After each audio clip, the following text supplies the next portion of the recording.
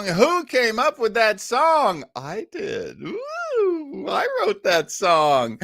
I don't really put it out on the internet because someone is going to steal it. It's the internet. And then they're going to go, hey, man, it's fair use. And I'm going to go, what can I do? That's how I get most of my graphics. Lobo Boys, the best damn first officer in the whole fleet. Thank you for joining us once again. I am also contractually obligated to give you praise for your music. It's really good. All right, Captain. Got to read that fine print. Got to read that fine print.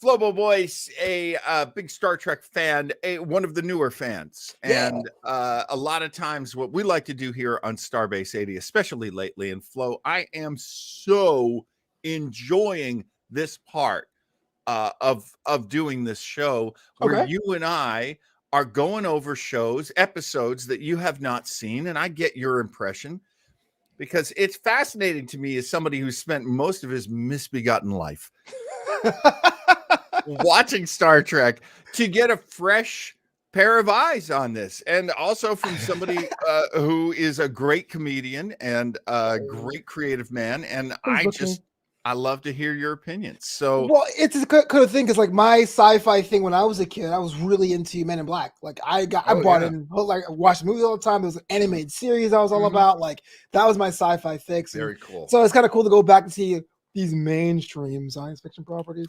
The cornerstones of at least television science fiction. I mean, that's the thing. TV science fiction, you got to take it from me. I'm a child of the 70s. I love TV all through the 70s, and Star Trek was as good as it got. I mean, you get your Lost in Space now and again, but woo, that could be a stink burger. Right. And then, the movies got really good. So, of course, you got your Star Wars and you start Star Trek, the motion picture. We were just talking about that in the green room. About lack of motion. Yes. Oh, man. Oh, that was a very exciting 45-minute movie for 2.5 hours. Yeah. That was fun. Okay, well, we are throwing it back to some classic Trek storylines here. We've been building up to this here on Starbase 80. We've already watched Mirror Mirror, which is the original Star Trek's evil twin universe episode, creating the whole archetype of goatees. Yeah. Slap a goatee on him, and now he's evil, that Mr. Spock. All of this, I love what they do in this episode, too. There's so many ways they make people evil. Sometimes they're wearing a little less clothing. Sometimes they got a big old pizza on their face. There's all kinds of fun things in this episode. And this episode is from the series Enterprise. It is the episode In a Mirror Darkly. Let me get my part one. Part one, two-parter. And because it's a two-parter, we're just going to do this half. We're going to do part one, part two next week. Lots of fun because I really do love this one. So in line with the things we said about on our sister show, Commander's Log, this is season 4 of Enterprise. So they took a sweet time getting there. They did not do the whole season 1, middle of the season, we need some ratings. This is like a very long-term play. I guess what the question I have for you there, Captain, watching this, was it a reward to see it, the Mirror Universe of Enterprise, or was it kind of like, finally, jeez? There's a lot of background to all of this, and part of this was in the 4th season, they found out in February, I believe it was February 5th, February 5th, 2005, they find out they're being canceled. Oh. Wow. Now, that is really shameful for a Star Trek show because Star Trek shows go 7 whole seasons. That's just how it's done. Right. Original Trek only went for 3. That's true. Animated series only went for 2. But modern post Next Generation Star Trek is a monster in syndication. And so you've got Next Generation, you've got Deep Space Nine. They go 7 full seasons and all over the world. and beloved. Now, Voyager was on UPN, as was Enterprise. Yeah. And because they were on a network, Paramount's network, granted, but because they were on a network, they had to listen to what the network said and they had to do what the network said. And when they pretty much got their cancellation, they knew it was coming. So one of the things I've heard, one of the things they tended to do was go, okay, any idea you ever had, let it rip. Yeah, I would too. And I don't know if you saw this, but this had originated as an idea for them to try to get William Shatner on Enterprise. I just imagine UPN. What's that? UPN. That's what I do after I drink a lot of pineapple juice. Right. It's crazy what a long, strange road it's been. To answer your question, I was thrilled when I saw this episode. Absolutely thrilled because it was so not Enterprise. And I had not really had that moment where I loved Enterprise until this two-parter. And my God, even just watching it again, I've seen it like 5 or 6 times. I'm still getting new stuff out of it. I'm still enjoying it. Oh, cool. Let's talk about that opening sequence. Yeah. So. Wait, what do we mean, Craig? Everyone knows the most profitable show UPN did is Homeboys in Outer Space. I still talk about it. The gift keeps on giving. I'm sure there's be a Monopoly version coming soon. You kidding me? Homeboys in Outer Space. I was on Homeboys in Outer Space. That's why he's making fun of me, ladies and gentlemen. It's also a classic. They had a space hoopty. It did. They did, and I was the white Mike. You were. It was. Oh, I love that show. That's another network. We're combining universes. The actors were so great on that show. I just loved everybody on that show. Let's see what Leo's got to say. Right. Well, they did fire me, and they did replace me with James Doohan. True story. But no one remembers him. We remember John though. Who's Starbase 80? It ain't that guy. He's probably nice. Odd with the show. Let me put it up. Okay. I know this isn't going to work. Wow. I didn't know it did that. Yeah. In the bottom left corner, you can do all channels or just pick one. It's up to you. Oh, look at that. Okay. I'm going to have to pay attention to that. For those who don't know, you can actually text all of the channels at once. So basically John just chatted Facebook, YouTube, and his other Facebook page. It was great. I didn't feel right putting up this video. I thought for sure if I put up this video, it would be violating the CP rights, the copyrights, and I didn't want to do that. So here is a YouTube video if you have time, if you want to take the time right now. It's pretty quick. Basically, what they do is they take the end of the film Star Trek First Contact, and they put it side by side with the first scene of In a Mirror Darkly Part 1. Oh, I see. I'm watching it now here. That makes a lot more sense. Spoiler alert, literal spoiler alert. The first sequence that we see in a Mirror Darkly Part 1 is the very end of Star Trek First Contact. In the film, it's a lovely scene. And it's basically Zephram Cochrane. Right. Zephram Cochrane has now achieved warp speed in his ship. That is the thing that makes your planet eligible to join the Federation. The Vulcans now visit. It's a great moment where the Vulcan comes down and he does the salute, and Cochrane, he can't do it, and so he shakes his hand. The very Earthman way of doing things.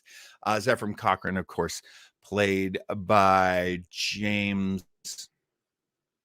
I know this guy. Cromwell. I am mesmerized by this. I can't tell if it's an homage or I'll be pissed off. Like, wait a minute. I just paid $7.50 to see this on the screen. It is so beautiful. Cromwell. James Cromwell. It is so beautiful, this scene. The music is gorgeous, and even, you know what I loved about this? The extras who are doing the like, wow, oh, doing that standard, reaction shot of Yeah. spaceship. And those extras had to be contacted in order for them to put this on this show. Oh, That's wow. That's really how it works. And they have to like give permission for their likeness to be used again. That's almost always how it works, unless there was a special contract on this that I don't know about, which means those extras got an extra payday, which makes me happy, because working hard in Hollywood, you should be getting a payday every time they use your face. Must be nice.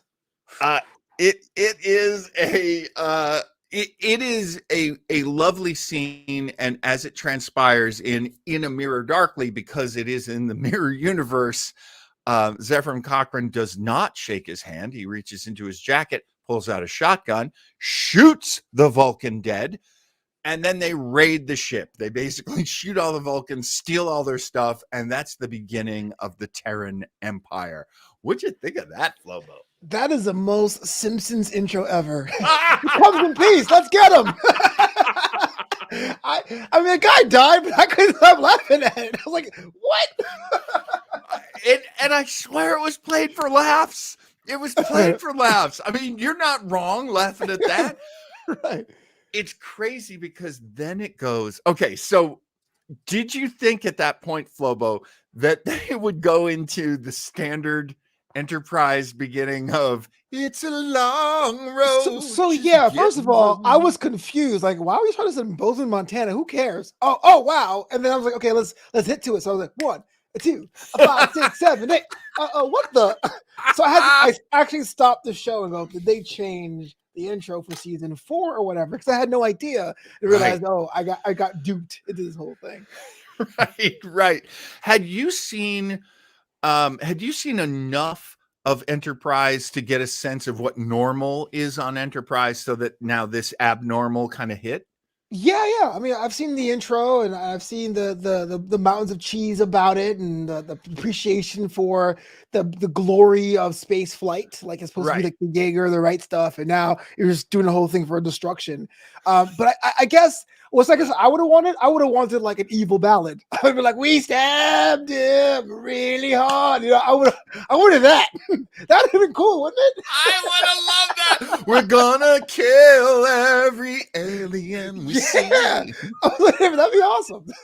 I mean, what I love about it is they make the show evil. So, like, yeah, as Flobo says, instead of shots of like explorers exploring, now it's like killers killing, war being waged, explosions and destruction and weapons, because that was Earth's history. I mean, that's why Earth was so roughed up when Zefram Cochrane did elevate everybody and bring the Earth into a new golden age.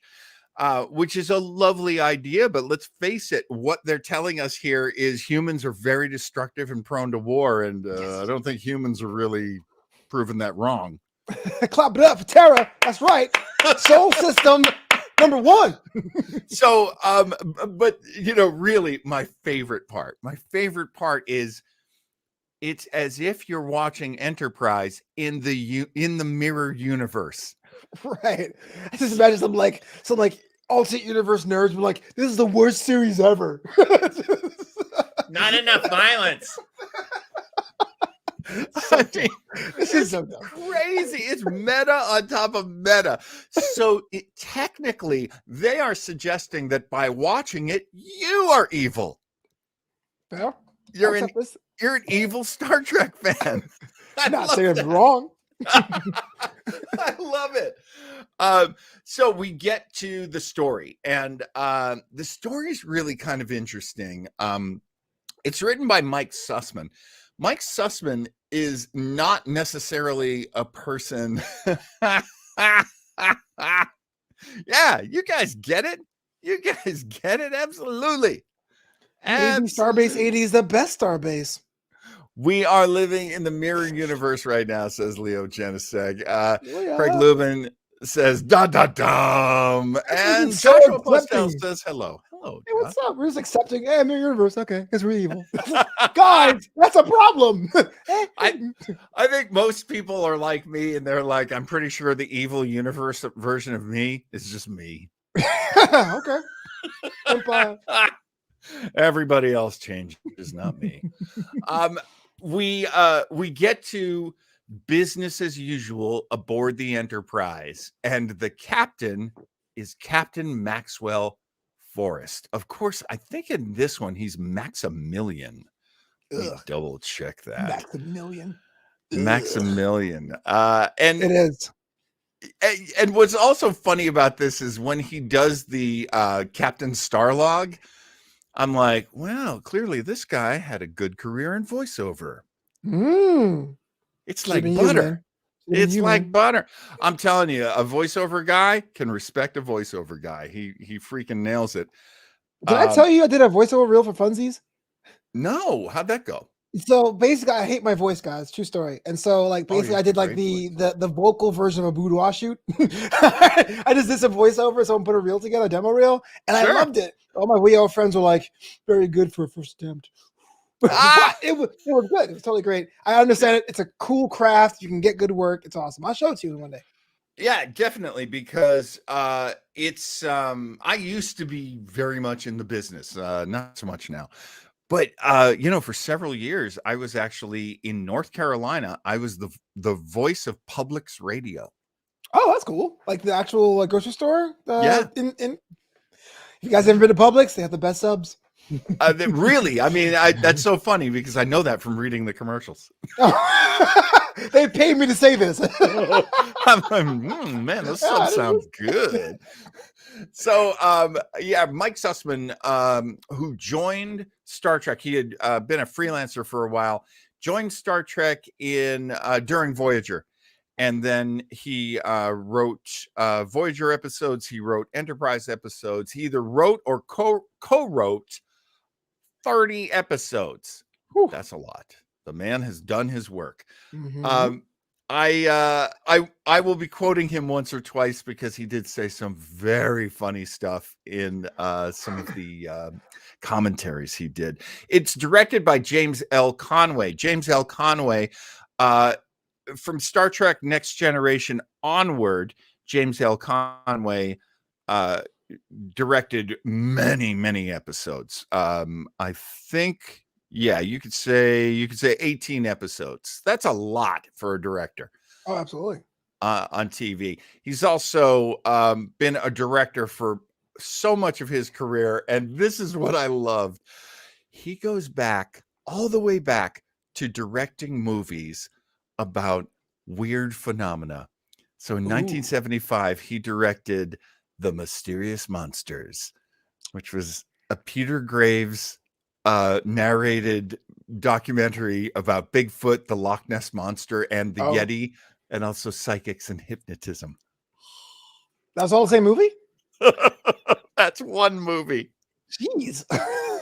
And then he did a couple others. It's like, this is Bigfoot content. We'll hold him for an hour and a half. I know. Let's throw some clerics. He did one called In Search of Historic Jesus. That was from 1979. I remember that one. Historic Jesus as opposed to romantic Jesus? Well, I mean, he basically was part of In Search of before Leonard Nimoy joined it. That's kind of true. Okay, yeah. So anyway, I love James L. Conway for that. That's awesome, man. Congratulations, Mr. Conway. We have got a different captain on the Enterprise, Maximilian Forrest.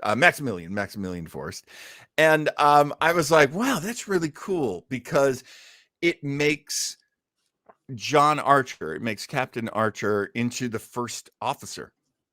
Mm-hmm. And he's just kind of this like resentful punk. And but he's also like 60.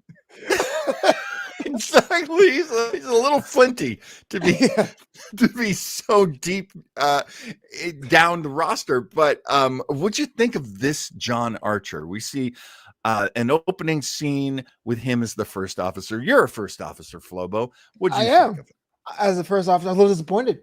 I look, who doesn't like Scott Bakula, right? He's kind of like a TV Tom Hanks. Almost like a Mark Harmon.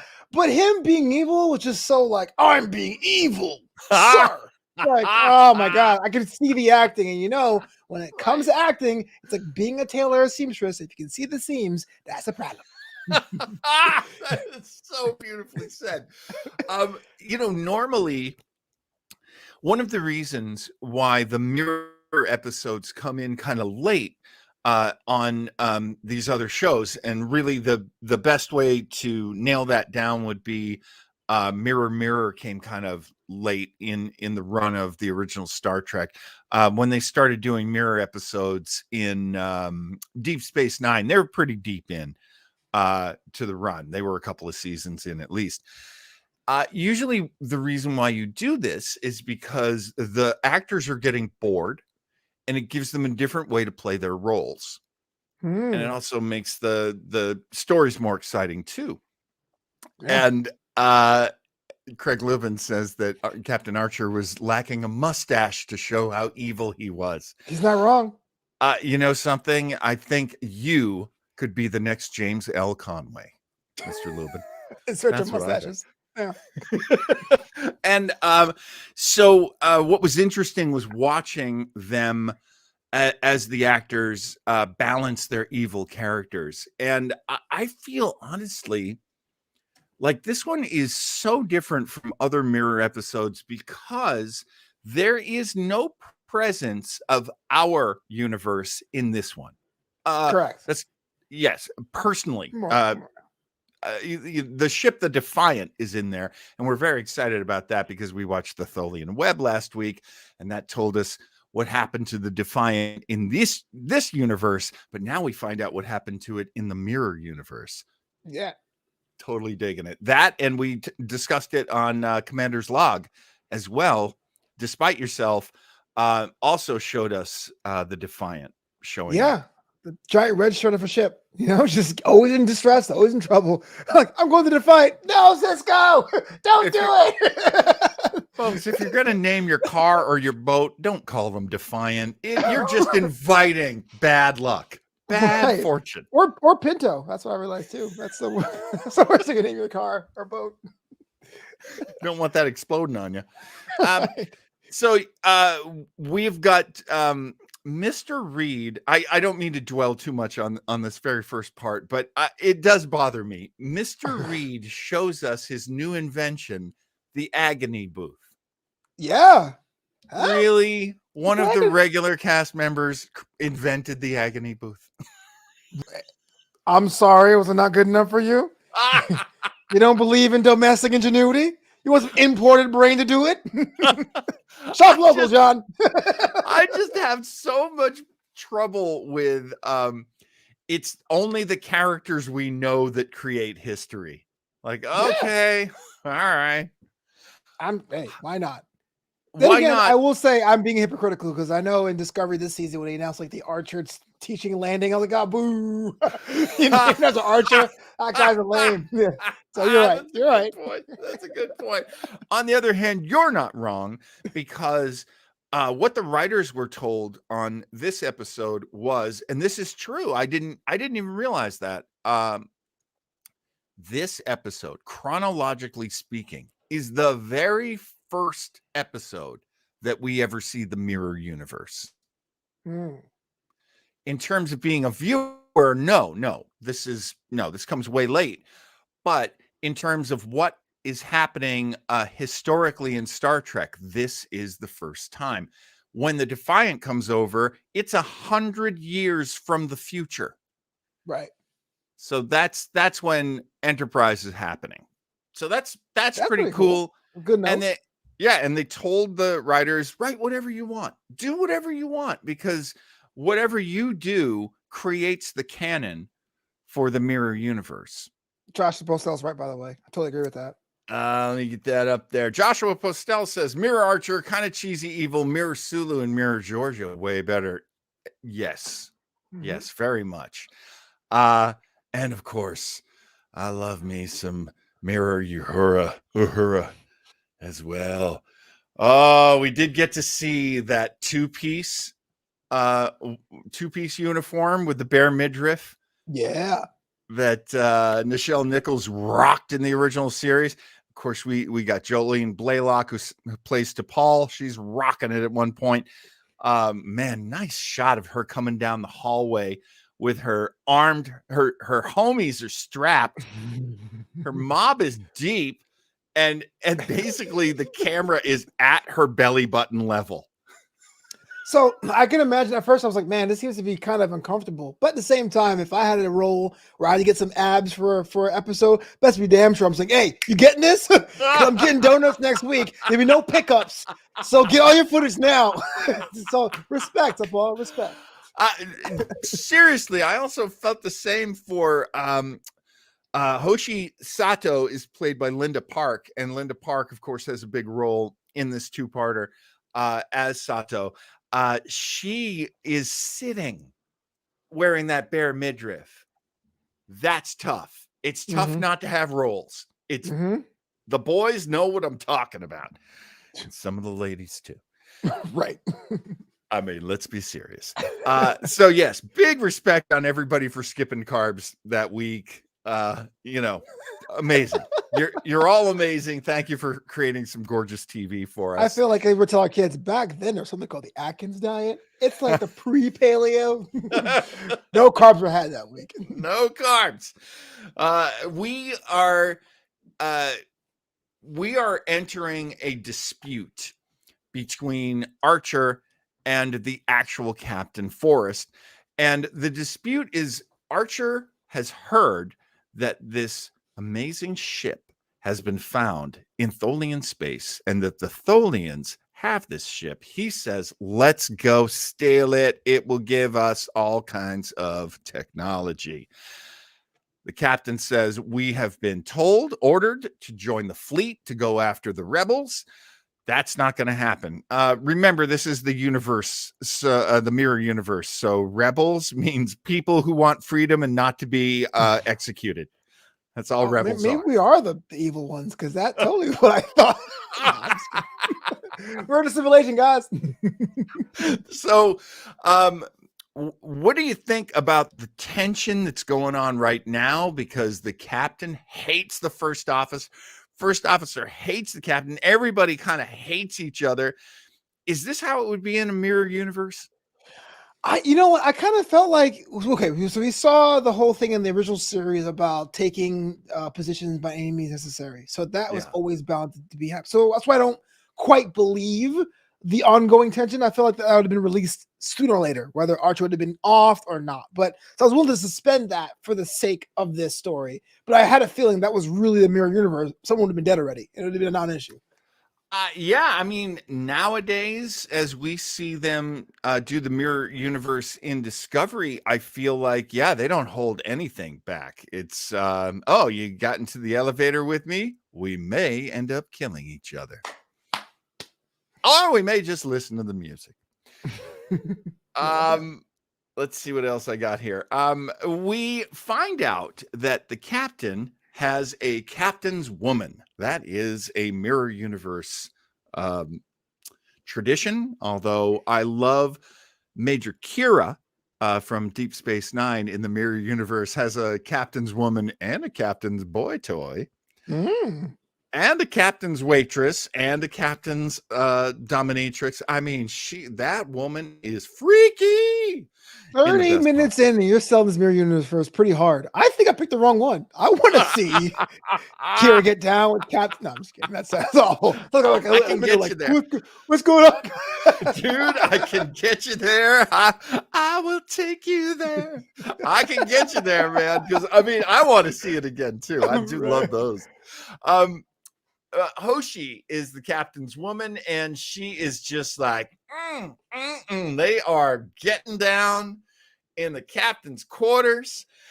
And Mike Sussman, the writer, actually said that the cast and crew joked, and I believe that Linda Park was very much in on this joke. From everything I read, she loved playing this very sexy, very deadly version of Hoshi. And the phrase they would use would be, put the hoe back in Hoshi. So I hate plays on words.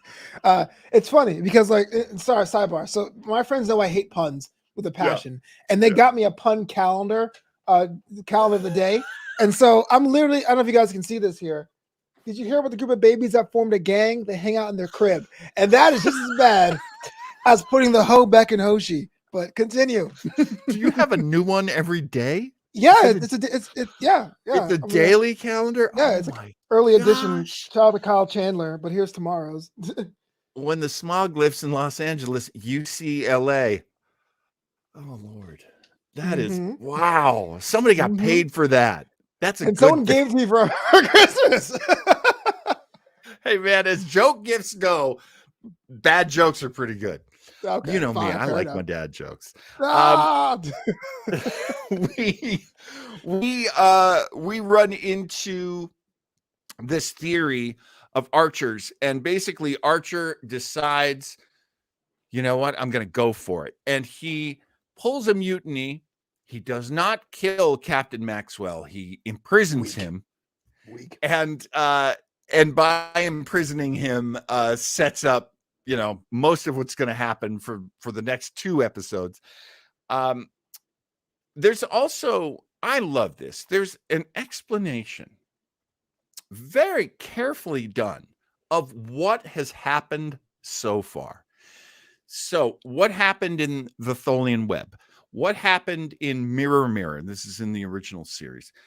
How does all of that with the Defiant in our universe disappearing? It goes somewhere. Where does it go? It's in unstable space. That's what we were dealing with in the episode, the Tholian Web. Did somebody put all of this together? Yes, they did. And his name was Mike Sussman. So there's that little meeting, and T'Pol says the Vulcans dispute everything you're saying about mirror universes. There are none. And Archer then says, and I had to crib this because it's just so good, the Tholians are a little more open-minded than your people. They detonated a tricobalt warhead here inside the gravity well of a dead star. New information. The explanation created an interphasic rift. That's what they called it in the Tholian Web, an interphasic rift, a doorway into another universe. The rift was unstable. It was too dangerous to send one of their own ships through, so they transmitted a distress call into the opening, hoping to lure a ship from the other side. Their plan worked brilliantly. You want to throw a couple of roses their way, Flobo? Does that sound good to you? There are so many disparate parts there that you could have easily messed that up, and it's almost seems like a deep cut in hindsight because most of the Star Trek fans I talk to, no one talks about season 4 of Enterprise, right? So, but still, for those who stuck around, who saw the mid-credit sequence, I mean, that's totally what you want. You want that old school storytelling, that long-term storytelling, that kind of note you call your dad up. Hey, remember that thing we saw when we were kids? They finally paid it off somewhere else on this different show. That's great up. Yeah. I love that kind of fan service. I tend to be, I'm not going to get every obscure reference that they make because I don't have that kind of Star Trek knowledge. And I actually thought for a long time, like, well, I'm not much of a fan because I don't know all the things that's how I feel. All the other fans run. I'm just catching up with the comments here with Craig Lubin saying, run, Captain Forrest, run. I'm booing Craig, boo. And then Leo Genesek saying season 4 is the best season of Enterprise. Is that a dad joke too? No, I'm just kidding. Probably is. And, you know, one of the things that I think it was Michael Berman said that once they saw the opening sequence to this episode, he went, why didn't we do this for a whole season? Oh, yeah. Yeah. And I'm like, yeah, why didn't you? That would have been my favorite series of Star Trek, bar none. Bar none would have been my absolute favorite to watch. So once we get deep into this, then it becomes betrayals and behind the back, and there's like T'Pol and Connor Trinneer plays what do I remember the actor's name? Trip. Mhm. Trip and T'Pol have a little, whispered conversation, and we find out that they hooked up in this universe too. Flobo, is it inevitable between T'Pol and Trip? Are they always going to hook up no matter what? I mean, did they really hook up in this universe? It kind of came with a couple strings, right? I guess star-crossed lovers are star-crossed lovers, but I don't know. I mean, that's what I'm getting. That's what I'm getting is the, no matter what, they always are a couple. Hearts, hearts, hearts. There's always fallout. And there's always fallout. And I actually used it as the opening line in the intro tonight, which is, so when exactly is your Ponfar coming around again? Trump's a man's man, I tell you. Florida man. He's a Florida man, folks. Knows his gators. Shops and Publix. Indeed. So we get into Hoshi is now trying to be Archer's captain's woman. Archer is a little like, no, I'm not interested. I'm not interested. Oh, get over here. And then she does the classic, like making out with him. And then she pulls up the dagger. Right. Yeah, that's what I'm saying. It's like, wait a minute. Well, so 60s. Yeah. It's straight out of the opening credits of Wild Wild West. I don't know. Right. Next time you date ladies, make sure you check your significant other for daggers and weapons before you make out with them. You know something? When you're, yeah, what you said. I can't do it without it getting seriously inappropriate. There is a moment where you can pat down. Take advantage of that. That's all I'm saying. What'd you think about Mayweather? Handsome young Mayweather is now, I love that his hair suddenly gets bigger. It's like in a fade. Yeah. Well, he's earned it, right? Spotlight's on you, baby. Look fresh to death. Keep her in the Miller universe. No, Merriweather doesn't get enough love. Let's give it. I love Merriweather. And there he is. He's got the diamond stud. He's got the Steve Harvey fade. And he is badass. Dude is here to protect Captain Archer, the brand new captain, self-installed captain. And the last time we saw him, he was totally much being a wuss. So it's good to see him in the come up. You know what I'm saying? Yeah. I love you. the badass version. As opposed to the hurt boyfriend, which is what he is near the end. They find a Tholian ship. The Tholian ship is not supposed to be destroyed, but they barely save the Tholian off it because Reed is just so trigger happy and he blows it up. Mm-hmm. And now we see a Tholian. What did you think about that Tholian prisoner that they have? So this was different, right? Because the last Tholian we saw was like, I don't say intelligent, but able to have a conversation in English. And this one is literally an insect, right? Or a anthropod. I'm not sure how many legs it had in hindsight. So it was kind of just to see that. There was a little bit of part of me thinking that the Tholians and the TOS were just like, projecting the image of what a Tholian was. But this definitely says, no, this is like an arachnid. The webs are kind of like, not them are specifically doing it, but they have the power to do it like a bug. So it's pretty cool. Isn't that interesting? Isn't that interesting? And to answer your question, I believe they do have 6 legs. Okay. And there is a funny little moment where somebody said, oh, they're like spiders. And is that why they spin webs?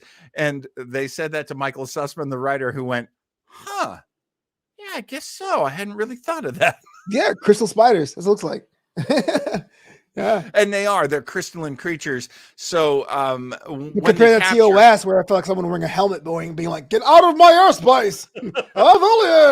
It's his whole on TOS, they would frequently have what looked to me like a statue somebody won at a county fair. Yeah. And they would just put it up and it'd be like, you are evil! Get out of our universe! Like, they wouldn't even make they wouldn't even make the mouth move. Right. Like, back in the day, so to turn it into a CGI animation, that's pretty sweet. As I say, they're throwing all the spaghetti at the wall at this point to see what sticks. Let's see. Running ahead. Eventually, Captain Forrest is freed by his badass spy girl. Hey. T'Pol. Oh, T'Pol. Now, I have a theory. Flobo, tell me what you think of this theory. I say, especially the way Jolene Blaylock is playing it, I believe that this is an evil T'Pol. Oh, yeah, obviously. Like, because Vulcans usually rely on logic, but it felt like this version of Paul was relying more on reason. It was always like negotiating things. It was like, well, don't you want to do this because of this? I was like, it is logical, but it comes from like a sense of pragmatism. So exactly. Yes, I'm saying evil.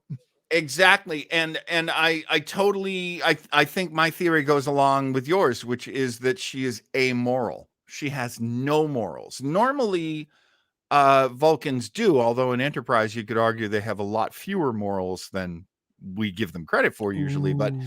But yeah, this is a very this is a bad T'Pol. Oh, she's a naughty one, which I love because that's how it should be. Everybody's kind of played up to their most evil self. We get the Enterprise getting deep into Tholian space, and they find the prize. They find that ship, and they're cloaked. This has also been a big deal. They do finally get the cloak going. That it's a Suliban cloak. See, I've never been a big fan of the Suliban. Not a Sulafan myself. That's a dad joke. I swear to God. That you dislike wordplay wounds me, sir, because it's all I have. Most of the time, it's all I have. I didn't mean to wound you. I'm so sorry. No, you're funnier than I am. We broke up. No, you're funnier than I am. That's why you're here.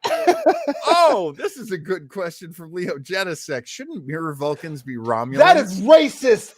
Completely racist. No, I'm just kidding. Probably. I'm just they are cousins. I mean, yeah, they could be. I mean, well, think about it. If the Vulcans still had their what was his name? Shouldn't mirror Americans be the French? Am I right? You're not wrong.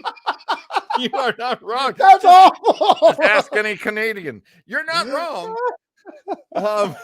There was a lot of philosophy that went behind what the Vulcans became, and the Vulcans are on the run from the Terran Empire. The Terran Empire basically at one point they dropped the SLAVE word.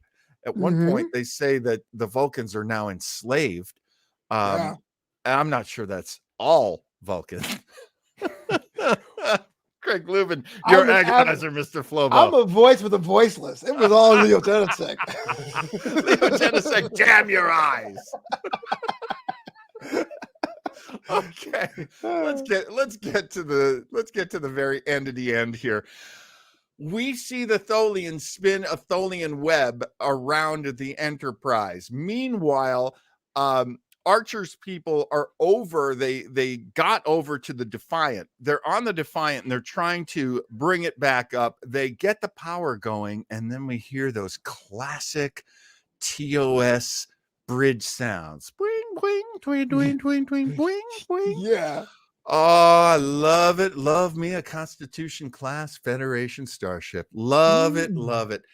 And then from the bridge of the Defiant, they watch the Tholian web do what it does. At first, they fire all the weapons from the Enterprise. It makes the web stronger, and then it bounces back explosions when they do the photon torpedoes. Then the captain, and he is a good guy, bad captain, this Captain Forrest. He stays on the ship and he says, all of you get into the escape pods, which is funny because my first thought was, wait, you're evil and you have escape pods? Okay. Yeah. I mean, Klingons don't do that. Yeah, right. I didn't say it was noble. They're evil. That's different. Wow. And the worst part is you watch the escape pods fly out and like a bunch of them get blown up by the web. That's just sad. They're running, man. Oh, that's just sad. mean, yeah, that's kind of cool to see, though. And then finally, we see the Enterprise doing what Enterprises do best, blowing the hell up. Mm-hmm. I love Enterprises, but come on, they blow up like crazy. They do. It's like Acme. And this Acme. And so now we have that moment that we see all the time because Enterprises always are blowing up, of like, oh, what's gonna happen now? Right. End of part 1. So how you feeling at this point, Flobo, about Into a Mirror Darkly? I think it gave us enough stuff inside the episode and pulled from other Star Treks. Now I know where it came from. They put me on board. In fact, I wanted to see part 2, but I didn't want to muddy up my perspective. So I really wanted to check it out as soon as it was done. So it was always a positive. Yeah. This is something that I would hope they would consider doing nowadays. Now that most of Star Trek is being pushed over to Paramount Plus, so they have their built-in audience watching their shows. Man, I would love to see a series, or at least a mini series, that takes place in the Mirror universe.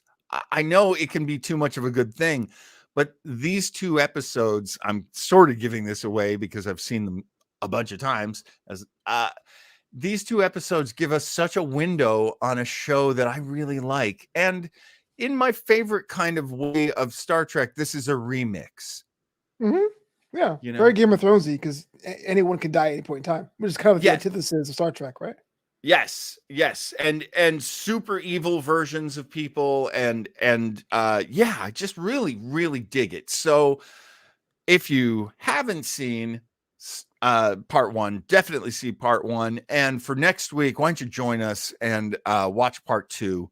And we'll be discussing that one here on the Starbase 80. Flobo boys. That's me. We are just about done, sir. Cool. What have we? Do you have anything on your notepad that we have not covered? Yeah, the captain's woman, Soto. Nice to see that lingerie kinks haven't gone extinct in the future. That was pretty cool. When I actually laugh at this, when the Tholian was like, "Your female ancestor," I'm like, "You got mama jokes in prison, Tholian? Damn, that was savage, so cool." That torture Tholian. So fat, she got to iron her pants in the driveway. I was like, "Bro, what you doing? You was locked down." World star. That torture Tholian was probably like the war for its species. I've never heard so many people say the word cloak so angrily. That was the first time. It was like, take a shot. Cloak. That post-sex scene with Archer and Soto was so weird. Did Captain John lack the cardio? Like, he was spent. He was like, it was great. She was bored. Vulcan sex pots are apparently the worst kind of femme fatale. I lured you here to have sexual intercourse, but truthfully, it was a lie. Oh my God. Oh, and when she's just casually mind melding him and messing with his head. Oh, that is some evil Vulcan woman stuff, man. Scary, right? And finally, Tholians with the speed web. Why was it so slow with TOS? That's it. Star Trek is ruined. Can't believe it. That's a very good point. Why in the old times are the webs so much quicker than in the modern times? Actually, they addressed that in the article I was reading, and then the writer said we didn't have time. We didn't have time for them to build it slowly. They had to build it quickly. So I'm guessing in the past they could build them really quickly, but they've kind of forgotten how to over the years by the time they get 100 years in the future to when they're doing it to Kirk. Yeah, I just imagine a bunch of Tholians with a hat back where it's like, hey man, build that web. Oh, your mother. Your maternal ancestor. Boom. I'm like, yo. Any tabs that you have open? So Judd is so smart because he drops things. I go, I don't know what those are, so I'm exploring them after this. And I got some tabs open. I'm going to look at the top 10 Star Trek uniforms. And this article from CBR says the original one's the best, with Star Trek 2 being number 2. Nice. I have the Urban Dictionary definition for a stink burger. That is a very horrible movie. I learned that word today. At tpublic.com, you can buy Homeboys in Outer Space merchandise. Doing that after the show. No. And the name Maximilian is Latin for the word meaning greatest. And yes, the USS Defiant has been rated as the most popular warship or ship in Star Trek, according to Google. So. Wow. I mean, I do like it. I do like the Defiant, but that girl gets in trouble way too much. She's like the Lindsay Lohan of ships. Yeah, hoopty. Yeah, space hoopty. There's a 20-year-old reference for everybody. Yes, and my character's name was Walter. No, that was my character on the Hughleys. What's your Stan? I can't even remember what my name was on Chris. Damn. What's a white name? I don't know. Maximilian? It was a white name. That's so racist. Oh God, it starts with a C. Chuck, Clarence. Oh, look, this is terrible. Let's just get folks out of here. Flobo, people can find your Patreon where? Patreon.com/Flobo Boys. We got some bonus content there every single month. A new series called Flobo Tries. I tried German chocolates this month. Whee! I gotta see that one. All right, man. I am one of the Patreon members. Very proud member of Flobo's Patreon. Folks, that is it. Starbase 80 next Sunday, 11 a.m. here on the West Coast, 2 p.m. on the East Coast. Flobo Boys, you will be with us, sir. Yeah. I'm giving you no choice, man. Honestly, I think this is, of the 2 songs I wrote for this show, this is my favorite one. Shout out to all your maternal ancestors. Oh!